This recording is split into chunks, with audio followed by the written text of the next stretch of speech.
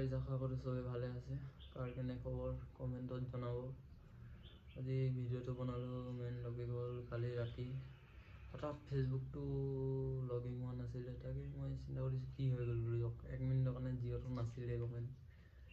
এতিয়া কোন মানুহে কেনেকৈ এতিয়া আপোনাৰ ভিডিঅ' বনাই থাকিবলৈ ফেচবুকত, এতিয়া কোনোবাইতো কিবা এটা ড্ৰিম লৈ কিনে বনায় ন, তো এনেইতো কোনো নবনায়। বহুত মানুহে ভাবিছিলে ফেচবুকটো ডিলিট হৈ যাব নি, বা যেনেকৈ টিকটক বেন হৈ গৈছিলে এনেকৈ ফেচবুকটো বেন হৈ যাব নেকি, তাৰ কাৰণে এই ভিডিঅ'টো বনালোঁ।